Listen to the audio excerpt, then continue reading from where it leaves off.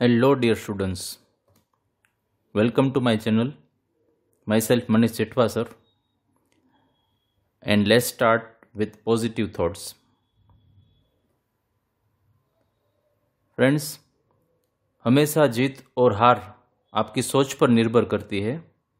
मान लो तो हार होगी, ठान लो तो जीत होगी। मैं रास्ते बदलता नहीं हूँ, रास्ते बनाता हूँ। बरोबर, આની ડિસ્કશન છેલ્લે કરશું આપણે, અને અત્યારે આપણે શરૂ કરીએ chemistry IMP series part 7. Most IMP questions from 2016 to 2019 papers of NEET, GUJCET and JEE Mains. તો એમાં આજે હું તમને આપવાનો છું પી બ્લોક એલિમેન્ટ્સ પાર્ટ 2 ના આઈએમપી ક્વેશ્ચન્સ. તો એના ટોપિક આપણે જોઈ લઈએ કે કયા ટોપિકમાંથી બધા પ્રશ્નો પૂછાણા છે, જેથી કરીને નેક્સ્ટ જે નીટ, જેઈ કે ગુજકેટના પેપર આવે તો એના માટે આપણે શું પ્રિપેરેશન કરવી. ફ્રેન્ડ્સ, ઝીનોન કમ્પાઉન્ડ્સ છે તે ખૂબ જ પૂછાય છે. તેમાં રિએક્શન્સ, એમનું હાઇબ્રિડાઇઝેશન, એમના shape, bond pair, lone pair etcetera એવું ઝીનોન કમ્પાઉન્ડ્સમાં ઘણું બધું પૂછાતું હોય છે. ત્યારબાદ ઓક્સો એસિડ્સ ઓફ ફોસ્ફરસ, ફોસ્ફરસના ઓક્સો એસિડના બંધારણો, એના સ્ટ્રક્ચર્સ મતલબ કે પછી એની બેઝિસિટી, ઓક્સિડેશન નંબર અને ફોસ્ફરસ માટે normality is equal to x molarity ઉપરથી રિલેશન્સ ઘણા બધા પૂછાતા હોય છે. ત્યારબાદ nitric acid reactions with metal and non metal. Nitric acid છે તેમના ધાતુ અને અધાતુ સાથેની પ્રક્રિયાઓ ઘણી બધી પૂછાય છે. ત્યાર પછી ઓક્સો એસિડ્સ ઓફ હેલોજન્સ, હેલોજનના ઓક્સો એસિડ્સ ઘણા બધા પૂછાય છે. એમાં ખાસ કરીને ક્લોરિનના HClO થી શરૂ કરી HClO4 સુધીના બધા નામ છે. હાઇપોક્લોરસ એસિડ, પછી ક્લોરસ એસિડ, પછી ક્લોરિક એસિડ અને પછી પરક્લોરિક એસિડ. ત્યારબાદ ઇન્ટરહેલોજન કમ્પાઉન્ડ્સ, આંતરહેલોજન સંયોજનોના બંધારણ, એમનું સંકરણ એટલે કે હાઇબ્રિડાઇઝેશન, એમનો શેપ એટલે આકાર, એમાં પણ લોન પેર અને બોન્ડ પેર પૂછાતા હોય છે. ત્યારબાદ સ્ટેબિલિટી ઓર્ડર્સ ઓફ ઓલ હાઇડ્રાઇડ્સ, બરોબર, જેમ કે HXના હાઇડ્રાઇડની સ્ટેબિલિટી.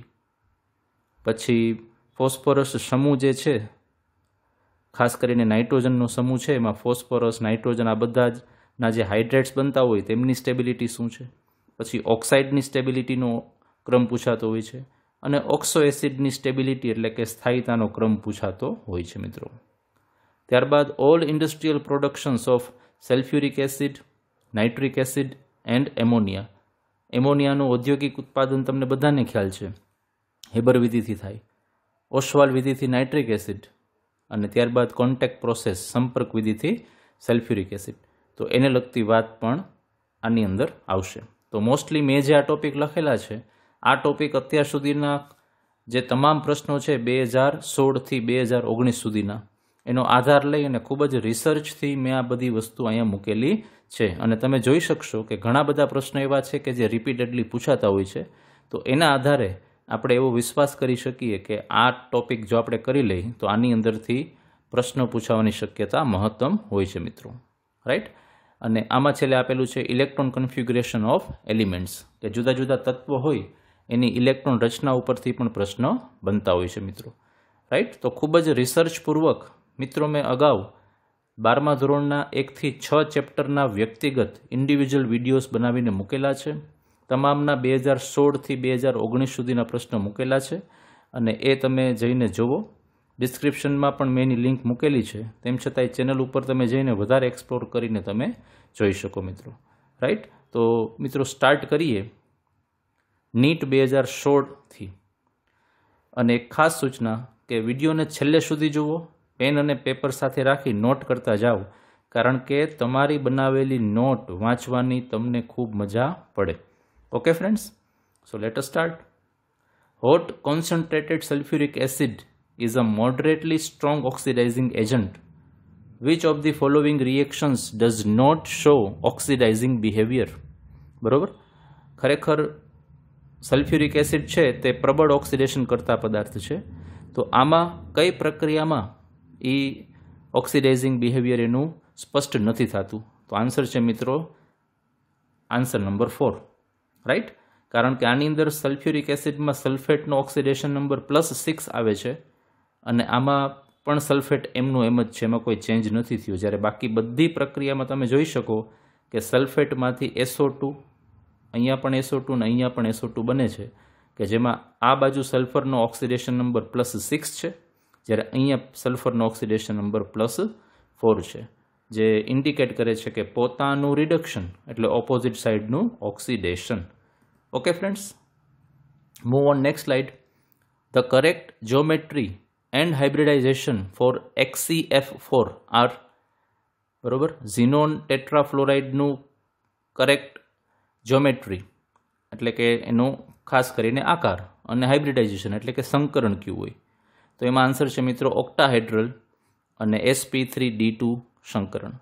મિત્રો સંકરણ માટે મેં અલગથી એક ટ્રીકનો વિડીયો બનાવેલો છે અને ખૂબ જ આ વિડીયો પ્રચલિત થયો છે. તમે પણ ખાસ ચેનલને એક્સપ્લોર કરશો એટલે એમાં તમને સંકરણની ટ્રીક, હાઇબ્રિડાઇઝેશનની ટ્રીક માટેનો એક વિડીયો મળશે, જેમાં તમે જે તમને પદાર્થ આપેલો હોય કમ્પાઉન્ડ, એના આઉટર મોસ્ટ સરફેસના ઇલેક્ટ્રોનના નંબર ઉપરથી તમે કયા ટાઈપનું હાઇબ્રિડાઇઝેશન થાય છે ને તે એ ટ્રીકથી તમે આરામથી ફાઇન્ડ કરી શકો. એટલે તમે ચેનલમાં જઈ હાઇબ્રિડાઇઝેશનનો વિડીયો જોઈ લેજો, બરાબર.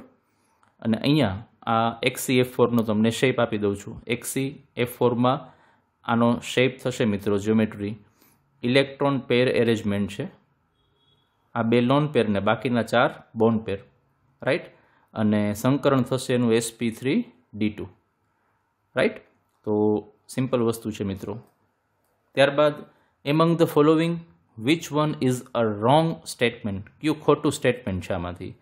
તો એમાં 4 ઓપ્શન વાંચી અને પછી ખ્યાલ આવે છે કે લાસ્ટ ઓપ્શન છે ને એ બરોબર નથી, કારણ કે I3+ કીધું છે હેઝ બેન્ટ જ્યોમેટ્રી, તો અહીંયા જોઈને ખ્યાલ આવે છે કે એનું હાઇબ્રિડાઇઝેશન sp3 છે અને આ બેન્ટ શેપ ઇન્ડિકેટ કરે છે.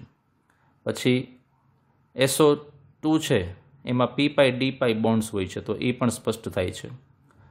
અહીંયા આપેલું છે આપણને SF4, તો એમાં એક લોન પેર છે ને બાકીના 4 બોન્ડ પેર છે, અને શીશો એરેન્જમેન્ટ થાય છે. અને આની આપણે મિથેનની વાત કરીએ તો તેનું ટેટ્રાહેડ્રલ, તો આમાં કોઈ પણ જાતનું મેડ નથી, મતલબ કે આ બે શેપ છે એ જુદા જુદા છે. શીશો શેપ એટલે ગુજરાતીમાં એને ચીચુડો, બરોબર, એવું નામ પણ અપાતું હોય છે મિત્રો. ત્યારબાદ ગુજકેટ 2016ના ક્વેશ્ચન, તો એમાં આપેલું છે 63.5 ગ્રામ કોપરની સાંદ્ર નાઇટ્રિક એસિડ સાથે પૂર્ણ પ્રક્રિયા થતાં કેટલા મોલ ઓક્સિડેશન કરતાનું રિડક્શન થાય? તો અહીંયા આપેલો છે આન્સર 2 મોલનું. એની પ્રક્રિયા જોતાં ખ્યાલ આવે છે કે અહીંયા કોપર સાથે 4 મોલ નાઇટ્રિક એસિડ ઓક્સિડેશન કરતા તરીકે વપરાય છે. તો પ્રથમ દ્રષ્ટિએ આપણને એવું લાગે કે જવાબ 4 મોલ આવે, પણ વાસ્તવમાં નાઇટ્રિક એસિડમાં જે ઓક્સિડેશન કરતા ભાગ છે ને NO3, એમાં જો 4માંથી 2 ભાગ તો એમનેમ જ રહે છે NO3 ટ્વાઇસ, તો બાકીના 2 ભાગનું જ રૂપાંતર 2NO2 તરીકે થયું છે, એટલે આનો ખરેખર જવાબ થશે 2 મોલ. મિત્રો આને આ પ્રશ્ન ફેરવીને કોપરમાંથી ઝિંક માટે પૂછી શકાય, આને આ પ્રશ્ન ફેરવીને મોલની બદલે વજન ઉપરથી પણ પૂછી શકાય, રાઈટ. એટલે એવા ઘણા બધા ફેરફાર થઈને પ્રશ્નો બનતા હોય છે. તમે આગળ પણ જોશો કે આવો ને આવો પ્રશ્ન એક ઝિંક માટે પણ પૂછેલો છે. ત્યારબાદ ઝીનોન હેક્ઝાફ્લોરાઇડનું સંપૂર્ણ જળ વિભાજન થતાં હાઇડ્રોફ્લોરિક એસિડ સાથે મળતી નિપજના મધ્યસ્થ પરમાણુનું સંકરણ કયું? તો ફ્રેન્ડ્સ આન્સર છે sp3. અને ઝીનોન હેક્ઝાફ્લોરાઇડનું તમે સંપૂર્ણ જળ વિભાજન કરશો તો તમને XeO3 ઝીનોન ટ્રાયોક્સાઇડ મળશે. અને ફરીથી ફ્રેન્ડ હું તમને કહું કે આનો મેં એક ટ્રીક માટેનો વિડીયો બનાવેલો છે, સંકરણની ટ્રીક માટેનો, તમે ખાસ જોજો, તમને બહુ મજા આવશે. અને ફક્ત આના નહીં, તમને ઘણા બધા એવા સંયોજનો છે કે જેનું તમને સંયોજન ઉપરથી જ તરત જ તમને કયા પ્રકારનું સંકરણ છે એ ઝડપથી આવડી જશે. એવી સરસ મજાની ટ્રીક છે, તમે ખાસ જોજો મિત્રો. ત્યારબાદ ફ્રેન્ડ્સ JEE મેઇન્સ 2016ના પ્રશ્નો. The pair in which phosphorus atoms have a formal oxidation state of +3, બરોબર. તો અહીંયા ફોસ્ફરસના વિવિધ ઓક્સો એસિડ આપેલા છે, એમના નામ મૂકેલા છે. તો આમની અંદર કેમાં ઓક્સિડેશન સ્ટેટ +3 છે એ જોવાનું છે. તો આન્સર છે ઓર્થોફોસ્ફરસ એસિડ અને પાયરોફોસ્ફરસ એસિડ, બરાબર. તો એ બંનેના અહીંયા ફોર્મ્યુલાઝ આપી દીધા છે અને ઓક્સિડેશન તો તમને ગણતા આવડે છે. ઓક્સિડેશન નંબર 3 × 2 એટલે -6 માંથી +3 આપણે સબસ્ટ્રેક્ટ કરીએ તો -3 બચશે. ઓપોઝિટ સાઈડ લઈ જાય તો +3 અને સેમ વે અહીંયા પણ, right. Okay, then the reaction of zinc with dilute and concentrated nitric acid respectively produces, બરોબર. ઝિંક છે તેની ડાયલ્યુટેડ અને કોન્સન્ટ્રેટેડ એટલે મંદ અને સાંદ્ર નાઇટ્રિક એસિડ સાથે જો પ્રક્રિયા કરીએ તો શું ઉત્પન્ન થશે? તો એમાં આન્સર છે ફ્રેન્ડ N2O અને NO2. કેવી રીતે? તો કે ઝિંકની ડાયલ્યુટેડ નાઇટ્રિક એસિડ સાથે રિએક્શન કરશું તો N2O પ્રોડ્યુસ થશે અને કોન્સન્ટ્રેટેડ સાથે રિએક્શન કરશું તો NO2 પ્રોડ્યુસ થશે. ઓકે, તો મિત્રો આપણે 2016ના નીટ, જેઈ મેન્સ અને ગુજકેટના પ્રશ્ન પૂરા કર્યા. હવે નીટ 2017થી ફરી પાછા ત્રણેય અલગ અલગ ડિસિપ્લિન છે એના આપણે પ્રશ્ન જોઈએ. The element Z is equal to 114 has been discovered recently. It will belong to which of the following family or group and electronic configuration? તો મિત્રો Z is equal to 114 પરમાણુ ક્રમાંક 114 આપેલો છે અને એ બિલોંગ થશે કાર્બન ફેમિલીમાં. તો કાર્બન ફેમિલીમાં એનું ઇલેક્ટ્રોનિક કન્ફિગ્યુરેશન થશે radon 5f14 6d10 7s2 7p2, કારણ કે કાર્બન ફેમિલીમાં આઉટર સરફેસમાં 2 and 2 4 ઇલેક્ટ્રોન્સ હોય, રાઈટ. તો અહીંયા Z is equal to 114 belong to group 1,4 and carbon family and electron configuration is given here, right. અને અહીંયા આપણે જોઈ શકીએ છીએ આ છે આખું પિરિયોડિક ટેબલ કે જેમાં 114 એટોમિક નંબરનો આપણને ફ્લેરોવિયમ આ એલિમેન્ટ જે રિસન્ટલી શોધાઈ ગયું છે એ અહીંયા મૂકેલું છે. તો કાર્બન ફેમિલીમાં carbon, silicon, germanium, tin, lead અત્યાર સુધી આવતા હતા અને હવે એમાં ફ્લેરોવિયમ એમાં એડ થઈ ગયું છે friend. Move on next question. Name the gas that can readily decolourise acidified KMnO4 solution. તો એમાં આન્સર છે SO2, કારણ કે SO2 is readily decolourise acidified KMnO4 એની સાથે રિએક્ટ કરશે. પછી આપેલું છે match the interhalogen compounds of column 1 with the geometry in column 2 and assign the correct code. Column 1 ને 2 સાથે એના શેપ સાથે કનેક્ટ કરવાનું. તો બધી પરિસ્થિતિ જોતા આન્સર આવે છે 1. એક કન્ફર્મ કરીએ કે XX ડેશ છે આ બધા ઇન્ટરહેલોજન કમ્પાઉન્ડ છે તો એ લિનિયર હોય. રેડી? તો ફર્સ્ટ એમાં આવશે 3 નંબર, રાઈટ. પછી સેકન્ડ XX-3 તો એમાં આવે છે 1 નંબર T શેપ. ત્યારબાદ XX-5 તો એની અંદર આવે છે સ્ક્વેર પિરામિડલ અને લાસ્ટ XX-7 કે જેની અંદર એનો શેપ થઈ જશે પેન્ટાગોનલ બાય પિરામિડલ. બરોબર ફ્રેન્ડ્સ, આ બધામાં પેન્ટાગોનલ બાય પિરામિડલ શેપ હોય, રાઈટ. તો એની અંદર કયા કયા ટાઈપના બોન્ડ એંગલ આવશે, બરોબર, એ તમે કોમેન્ટ બોક્સમાં લખીને આપજો. ફરીથી બોલું છું, પેન્ટાગોનલ બાય પિરામિડલ છે એમાં બોન્ડ એંગલ કેવા ટાઈપના આવશે, બરોબર. જેમ કે લિનિયર હોય તો કેમ બોન્ડ એંગલ 180 ડિગ્રી થાય, ટેટ્રાહેડ્રલ હોય તો 109 ડિગ્રી and 28 મિનિટ્સ થાય. એવી રીતે પેન્ટાગોનલ બાય પિરામિડલની અંદર આ શેપમાં કયા ટાઈપના બોન્ડ એંગલ થશે એ કોમેન્ટ બોક્સમાં લખીને આપજો. અને XX-7 વાળું કમ્પાઉન્ડ ક્યુ થશે, બરોબર, એ પણ કોમેન્ટ બોક્સમાં લખીને આપજો. Okay, right. અને અહીંયા એનું બધું ઇન્ફોર્મેશન આપી દીધી છે. Okay, the species having bond angle of 120 degrees, તો આમાં આન્સર છે NCl3. ઓકે, ધેન ગુજકેટ 2017ના ક્વેશ્ચન ફ્રેન્ડ્સ. 65.4 ગ્રામ ઝિંકની સાંદ્ર નાઇટ્રિક એસિડ સાથેની પ્રક્રિયાથી કેટલા ગ્રામ ઓક્સિડેશન કરતાનું રિડક્શન થશે? અને પરમાણવીય દળ આપી દીધો છે ઝિંક, નાઇટ્રોજન, હાઇડ્રોજન, ઓક્સિજન બધાનો. તો ફ્રેન્ડ્સ આન્સર આવે છે 126.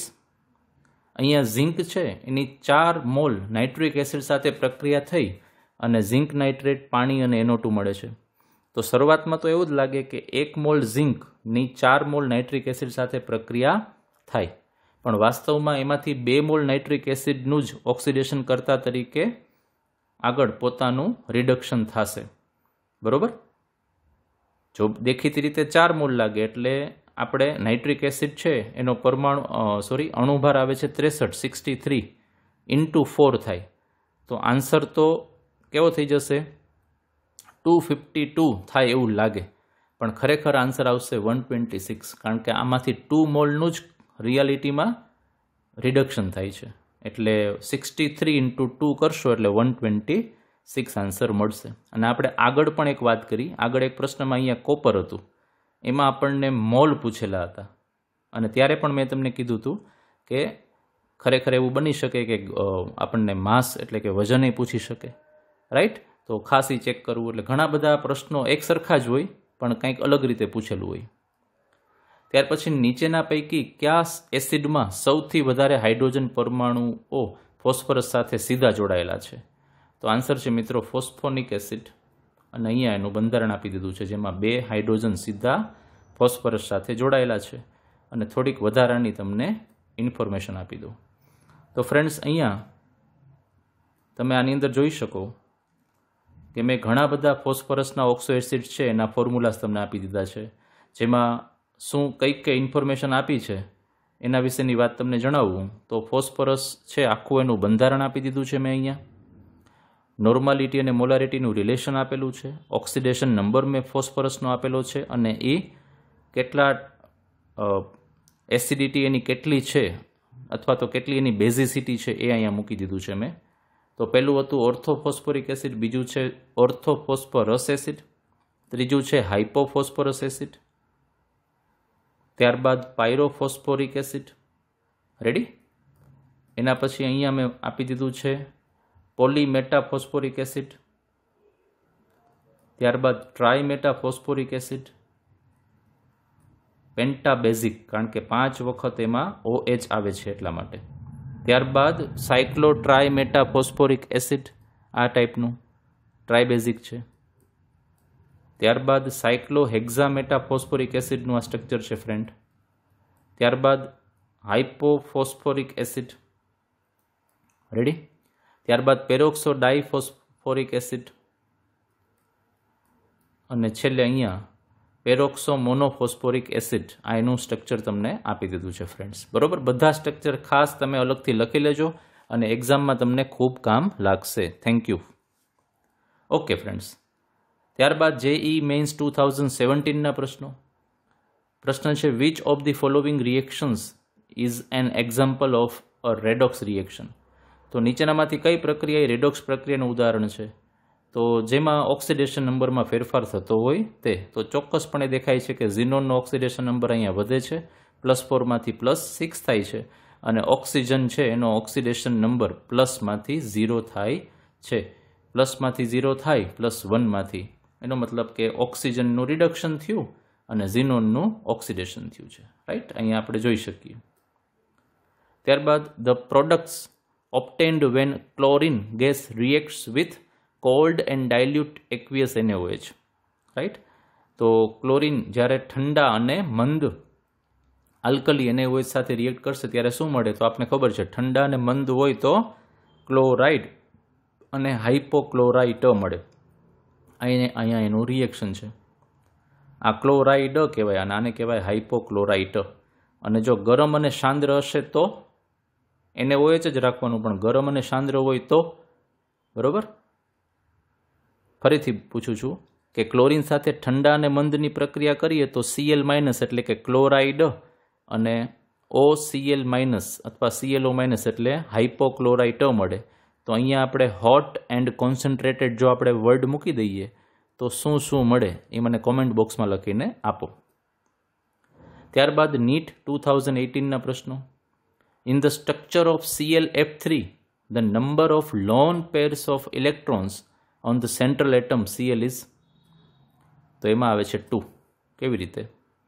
ક્લોરીન પાસે બાહ્યતમ કક્ષામાં 7 ઇલેક્ટ્રોન હોય, એમાંથી 3 ઇલેક્ટ્રોન ફ્લોરિન સાથે જતા રહ્યા, તો બાકીના 4 ઇલેક્ટ્રોન બચે કે જે 2 લોન પેર સ્વરૂપે રહેલા હોય.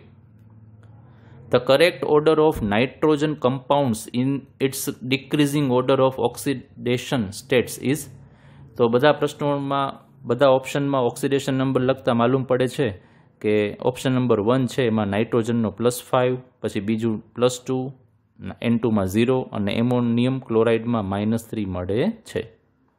ત્યારબાદ ફ્રેન્ડ્સ ગુજકેટ 2018ના પ્રશ્નો. મિત્રો પ્રશ્ન છે 31.6 ગ્રામ પોટેશિયમ પરમેંગેનેટની હાઇડ્રોક્લોરિક એસિડ સાથેની પૂર્ણ પ્રક્રિયાથી કેટલા ગ્રામ ક્લોરીન વાયુ મળે?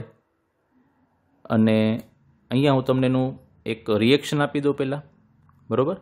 તો 2KMnO4 16HCl સાથે રિએક્ટ કરી અને 2KCl 2MnCl2 8H2O અને 5Cl2 બનાવે, બરાબર? આના માટે તમે એવું કહી શકો કે જ્યારે KMnO4 છે એની HCl સાથે પ્રક્રિયા કરશું તો આમાં જેટલી ધાતુ છે ને એના ક્લોરાઇડ મળે. જો પોટેશિયમ છે તો પોટેશિયમ ક્લોરાઇડ, મેંગેનીઝ છે તો મેંગેનીઝ ક્લોરાઇડ અને સ્થાયી ક્લોરાઇડ મળે. તો મેંગેનીઝની સ્થાયી ઓક્સિડેશન અવસ્થા +2 છે તો MnCl2 જ મળે. પછી પાણી મળે અને આ પ્રક્રિયા છે ને એ ક્લોરીનના ઉત્પાદનની છે તો ક્લોરીન વાયુ મળશે. પછી બેલેન્સ તો આપણને આવડે કરતા, બરાબર? હવે અહીંયા આપણે જોઈ શકીએ છીએ કે 2 મોલ KMnO4 છે તો એમાંથી 5 મોલ ક્લોરીન વાયુ મળે. તો KMnO4 છે ને એનો અણુભાર છે 158, એના ગુણાકારમાં 2 કરીએ તો 316 ગ્રામ થાય. તો 316 ગ્રામ KMnO4 વાપરીએ આપણે તો આપણને સામે 71 ગુણાકારમાં 5 એટલે 355 ગ્રામ ક્લોરીન વાયુ મળે છે. તો અહીંયા આપણને એ જ પ્રશ્ન પૂછ્યો છે કેટલા ગ્રામ ક્લોરીન વાયુ મળશે? તો જો તમે 316 ગ્રામનો યુઝ કરશો ને તો 355 મળે, પણ વાસ્તવમાં આપણી પાસે કેટલા છે? 31.6. તો 31.6 ગ્રામ આપેલું છે તો આનો જવાબ થશે આનો 10મો ભાગ એટલે 35.5 ગ્રામ જવાબ મળે. તો આન્સર છે 35.5 ગ્રામ. પણ આ પ્રશ્નમાં જ્યારે પૂછાણું ને ત્યારે એમાં એક કન્ફ્યુઝન છે જે પ્રશ્નની અંદર જ છે. શું? તો કે KMnO4નો અણુભાર 316 ગ્રામ પ્રતિમોલ આપેલો છે જે વાસ્તવમાં યોગ્ય નથી, બરાબર? એટલે એક આ મુશ્કેલી હતી આ પ્રશ્નમાં. બાકી પ્રશ્ન બહુ જ મસ્ત પ્રશ્ન છે, આવા જ પ્રશ્નો બનવા જોઈએ, બરાબર? તો આ પ્રશ્નમાં અહીંયા ભૂલ છે એટલે મારી દ્રષ્ટિએ આ માર્ક ગ્રેસિંગમાં આપેલા હોય. XCOF4નું બંધારણ કયું છે? તો આકાર છે સમચોરસ પિરામિડલ. આ એનો આકાર અહીંયા આપી દીધો છે. ત્યારબાદ ફ્રેન્ડ્સ JEE મેન્સ 2018ના પ્રશ્નો. The compound that does not produce nitrogen gas by the thermal decomposition is, તો એમાં આન્સર છે એમોનિયમ સલ્ફેટ. અને અહીંયા મેં બધી રિએક્શન્સ આપી દીધી છે, બહુ સિમ્પલ છે, તમે જાતે ચેક કરી શકો. પછી મારું કામ છે અમુક વસ્તુ ઇન્ફોર્મેશન કલેક્ટ કરીને તમને આપવાનું અને જરૂરી લાગે ત્યાં સમજાવવાનું. મિત્રો રેડી? અને તમને પ્રશ્નો કેવા પ્રકારના પૂછાય છે તેનાથી માહિતગાર કરવાનું કામ છે, બરાબર? મહેનત તમારે જ કરવાની છે, બરાબર? ઓકે. ત્યારબાદ મિત્રો આપણે 2016થી પ્રશ્નોની શરૂઆત કરી, 2017, 2018 ને અત્યારે આપણે પહોંચી ગયા 2019માં. તો મિત્રો 2019ના નીટ, ગુજકેટ અને JEE મેન્સના પ્રશ્નો ચાલો જોઈએ. H2E where E is equal to oxygen, sulfur, selenium, tellurium and polonium માટે સાચો ઉષ્મીય સ્થિરતાનો ક્રમ. આપણે આગળ મેં તમને IMP પ્રશ્નોના ટોપિક મૂકેલા હતા, એમાં મેં તમને કીધું હતું કે થર્મલ સ્ટેબિલિટીના ઓર્ડરના પણ ઘણા બધા પ્રશ્નો પૂછાય. તો આન્સર છે મિત્રો H2PO H2TE up to H2O, right? આ ક્રમ છે. સમૂહમાં ઉપરથી નીચેની તરફ જતા HE બંધની વિયોજન એન્થાલ્પીમાં થતા ઘટાડાના કારણે હાઇડ્રાઇડ સંયોજનોની તાપીય સ્થાયીતા એટલે કે થર્મલ સ્ટેબિલિટીમાં H2O થી H2PO તરફ જશું એટલે ઘટાડો થશે. ત્યારબાદ નીચે આપેલાને જોડો. શુદ્ધ નાઇટ્રોજન શેમાંથી લાગુ પડે? પછી હેબર પદ્ધતિ શું લાગુ પડે? સંપર્ક વિધિ અને ડેકન્સ પ્રોસેસ, રાઈટ? તો આન્સર છે મિત્રો આન્સર નંબર 4. તો એમાં લાગુ પડે ચોથા નંબરની પદ્ધતિ. શુદ્ધ નાઇટ્રોજન શેનાથી? સોડિયમ એઝાઇડ અથવા તો બેરિયમ એઝાઇડ વડે. પછી બીમાં લાગુ પડે 3 નંબર હેબર વિધિ તો એમોનિયા. સંપર્ક વિધિ તો 2 નંબર સલ્ફ્યુરિક એસિડ. અને ડેકન્સ પ્રોસેસ તો હવે એક જ બચ્યું છે ક્લોરિન. તો ચાલો ફ્રેન્ડ એ આપણે જોઈ લઈએ કે કેવી કેવી પદ્ધતિ છે. તો સોડિયમ અથવા તો બેરિયમ એઝાઇડના ઉષ્મીય વિઘટન દ્વારા અતિ શુદ્ધ ડાય નાઇટ્રોજન વાયુ બનાવી શકાય, આ એની પ્રક્રિયા. ઓકે. તો તમે અહીંયા આ બેરિયમ એઝાઇડ લખ્યું છે ને, એમાં તમે સોડિયમ એઝાઇડનું સૂત્ર જાતે બનાવી અને એ પ્રક્રિયા શું થાય છે, બરાબર, એવું કોમેન્ટ બોક્સમાં મને લખીને આપો. મોટા પાયા પર એમોનિયાને હેબર પ્રક્રમ દ્વારા ઉત્પાદિત કરવામાં આવે છે, આ એની પદ્ધતિ. ત્યારબાદ સલ્ફ્યુરિક એસિડ તો ખ્યાલ જ હોય, કોન્ટેક્ટ પ્રોસેસ, અને ડિકન પ્રોસેસથી આપણે શું બનાવીએ, ક્લોરીન વાયુ, બરાબર. ખાસ મિત્રો મને સોડિયમવાળી પ્રક્રિયા લખીને આપજો. ત્યારબાદ કોલમ એ અને કોલમ બી સાથે જોઈન્ટ કરવાનું. તો અહીંયા આ બધા ઝીનોનના વિવિધ ફ્લોરિન અને ઓક્સિજનયુક્ત ફ્લોરિન સંયોજનો આપેલા છે અને સામે એમના આકાર આપેલા છે. તો એમાં આન્સર આવે છે 2 નંબરનો. અને અહીંયા હું તમને એના બધાના આકાર બતાવી દઉં. જેમ કે XCF4નો આકાર સમતલીય સમચોરસ, XCF6નો આકાર વિકૃત અષ્ટફલકીય ડિસ્ટોર્ટેડ ઓક્ટાહેડ્રલ. ત્યારબાદ XCFOF4નો આકાર છે સમચોરસ પિરામિડલ અને છેલ્લે XCO3નો આકાર છે પિરામિડલ. Ready friends? મિત્રો, ગુજકેટ 2019ના પ્રશ્ન. નીચેના પૈકી કયો હાઇડ્રાઇડ સૌથી વધુ સ્થાયી છે? તો મેં તમને સ્ટેબિલિટીની વાત કરી હતી, NH3. તો મિત્રો, સ્થાયીતા માટે સમૂહમાં મોટાભાગે ઉપરના તત્વના હાઇડ્રાઇડ હોય ને એ વધુ સ્થાયી હોય નીચેના તત્વના હાઇડ્રાઇડ કરતાં, બરાબર. જેમ કે સમૂહ નંબર 15માં ઉપરનું તત્વ છે નાઇટ્રોજન, તો નાઇટ્રોજનના હાઇડ્રાઇડ આ બધા કરતાં સ્થાયી હોય, જે આ પ્રશ્નમાં છે જ. પછી 16મા સમૂહમાં ઓક્સિજન, સલ્ફર, સિલેનિયમ, ટેલ્યુરિયમ, પોલોનિયમ, તો ઓક્સિજનના હાઇડ્રાઇડ H2O તરીકે સૌથી વધારે સ્થાયી હોય. અને 17મા સમૂહમાં ફ્લોરિન, તો એમાં પણ ફ્લોરિનના હાઇડ્રેટ સૌથી વધારે સ્થાયી હોય. મતલબ કે 15મા સમૂહમાં NH3 સ્થાયી, 16મા સમૂહમાં H2O સૌથી વધારે સ્થાયી અને 17મા સમૂહમાં હાઇડ્રોફ્લોરિક એસિડ સૌથી વધુ સ્થાયી, બરોબર. આ ક્રમ આખો. ઓકે. નીચેના પૈકી ફોસ્ફરસના ઓક્સી એસિડની કઈ જોડમાં ફોસ્ફરસની ઓક્સિડેશન અવસ્થા સમાન નથી? તો બધાની ઓક્સિડેશન અવસ્થા આપણે આ લખીએ, તો એની દ્રષ્ટિએ જોઈએ તો આન્સર આવે છે A. રેડી? અને અહીંયા મેં તમને ફરી પાછા ફોસ્ફરસના વિવિધ ઓક્સો એસિડના બંધારણ અને ઓક્સિડેશન અવસ્થા લખીને આપ્યા છે. મિત્રો, આ વિડીયો તમે આરામથી જોઈ શકો, પણ મારો એક આગ્રહ છે કે તમે આ વિડીયોની સાથે સાથે તમે નોટ્સમાં પણ લખતા જાઓ, જેથી કરીને તમને રિવિઝન માટે ખૂબ જ મજા આવે. કારણ કે વારંવાર આપણે આ વિડીયો જોવાના નથી, પણ તમારી નોટ્સ બનાવેલી હશે તો એનાથી તમને ચોક્કસ મદદરૂપ થશે, બરાબર. Okay friends. ત્યારબાદ નીચેના પૈકી એસિડિક પ્રબળતાનો સાચો ક્રમ.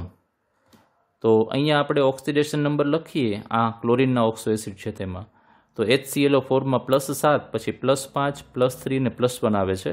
તો આ જ ક્રમ છે એના માટે સ્થાયીતાનો ચોક્કસ સાચો સચોટ ક્રમ છે. જેમ ઓક્સિડેશન અવસ્થા વધારે તેમ સ્થાયીતા વધારે, અથવા તો જેમ ઓક્સિજન વધારે તેમ સ્થાયીતા વધારે.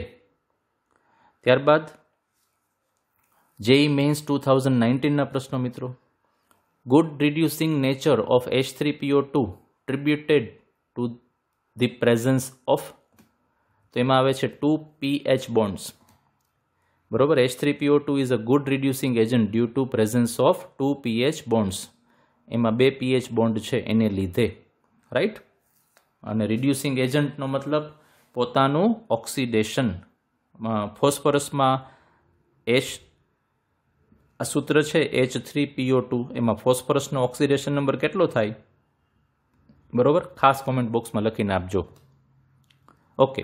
The pair that contains 2 pH bonds in inch of the oxo acid is, તો એમાં આન્સર આવે છે 1 નંબર. અને હવે તો આપણે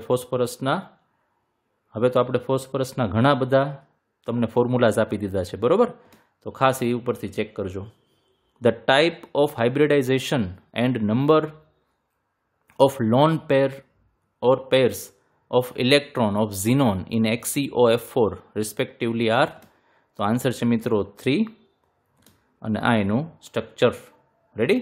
તો તમે જોયું હશે મિત્રો, ઝીનોનના તો કેટલા બધા સંયોજનોના કમ્પાઉન્ડના આપણને હાઇબ્રિડાઇઝેશન, એમાં બોન પેર લોન પેર, એના સિગ્મા બોન્ડ, બરોબર, આ ટાઈપનું કેટલું બધું પૂછેલું છે આપણને. રેડી?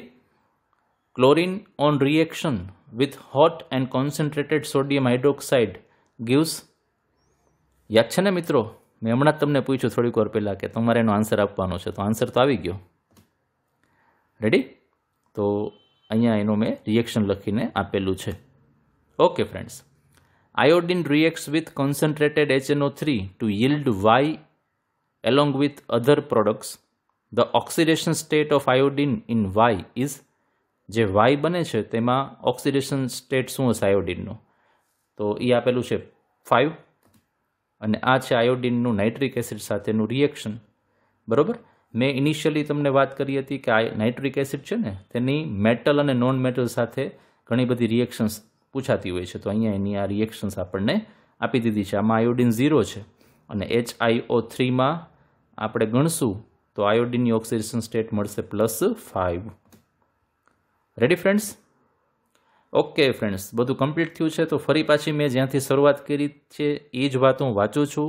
હંમેશા જીત ઓર હાર આપકી સોચ પર નિર્ભર કરતી है. मान लो तो हार होगी, ठान लो तो जीत होगी. બરોબર? તો આપણે કોઈ વસ્તુમાં આગળ વધતા હોય અને આપણે જો એમ માની લઈ મનમાં કે ભાઈ હવે કાંઈ નહીં મજા આવે, હવે આપણે આગળ નહીં વધી શકીએ, તો એ આપણી હાર છે. પણ જો આપણે એક વખત નક્કી કરી નાખ્યું કે ના મારે આ કામ કરવું જ છે, બરાબર, હિન્દીમાં કહેવાય ને કે ઠાન લેના, તો જો એક વખત મનમાં તમે નક્કી કરી લીધું હશે ને, તો હું એવું નથી માનતો કે દુનિયાની કોઈ પણ તાકાત તમને રોકી શકે. બરોબર? તો એક બાર મન મેં ઠાન લો કે આગે बढ़ना ही है. બરોબર મિત્રો? અને બીજું છે મેં રાસ્તે બદલતા નહીં હું, રાસ્તે બનાતા હું. બરોબર? આપણને આટલી બધી મહેનત કરતા હોય અને ક્યારેક સફળતા ન મળે એવું લાગે આપણને, તો આપણે રસ્તો નહીં બદલવાનો. એવું નહીં કે ચાલો બધું ભણવાનું મૂકી દઈને આપણે સાયન્સની લાઈન ચેન્જ કરી નાખીએ ને, બરોબર? એવું નહીં. શું કરવાનું? રસ્તો બનાવો તમે કંઈક. બરોબર?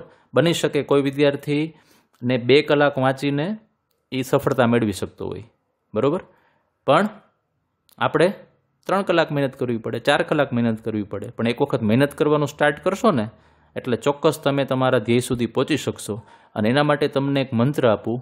જે લોકો પાસે ખાસ કરીને 10thની એક્ઝામ જેને આપી દીધી છે, જે લોકો ખાસ કરીને અત્યારે 11thમાંથી 12thમાં આવ્યા છે, એ બધાય માટે એક સરસ મજાની વાત કહું કે તમારે શું કરવું હોય, કોઈ પણ વસ્તુની આદત પાડવી હોય ને તો 21 દિવસ સુધીનો તમારે આ એક રૂલ અપનાવી લેવાનો.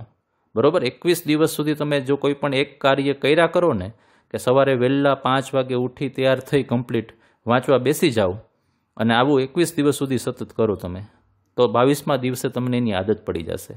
બરોબર? તો મેં રાસ્તે બદલતા નહીં હું, રાસ્તે બનાતા હું.